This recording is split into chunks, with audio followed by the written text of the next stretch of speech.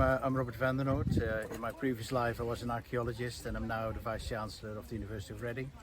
We're here at the excavation at Cookham of the early medieval monastery led by Cabot Tamosh, and well, great place to be. Well, I think I came first interested in archaeology when I was about 12. I always wanted a job where I could spend a lot of time outside, and I was really thinking, shall I become a kind of going into nature conservation or into archaeology? And at age 12 I went to my first dig just to see how it was. I really enjoyed it. I really enjoyed that camaraderie, working with other people, doing some really hard work, but also the sense of satisfaction and achievement you get at the end of the day. And I decided there and then that I was going to become an archaeologist. So when I'm out in the dig, what it is that what I probably enjoy most is when you start opening up the ground. I've used a lot of machines because I worked in areas with very thick plough soil, so we took that off.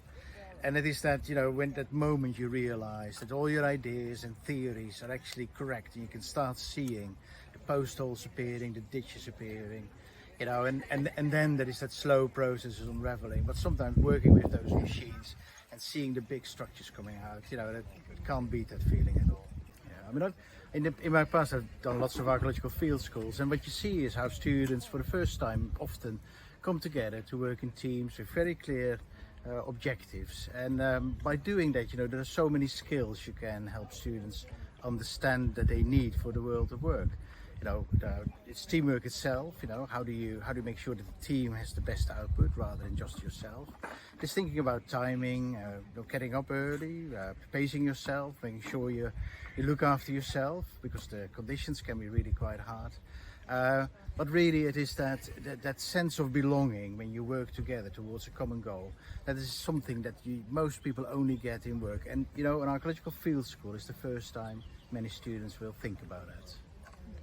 Understanding the past gives us hope for the future, and what we also learn from is we have to respect nature, we have to respect the things that are happening in the animal world and the plant world, in order to recognize that it's not just about us. And people in the past would have always recognized that.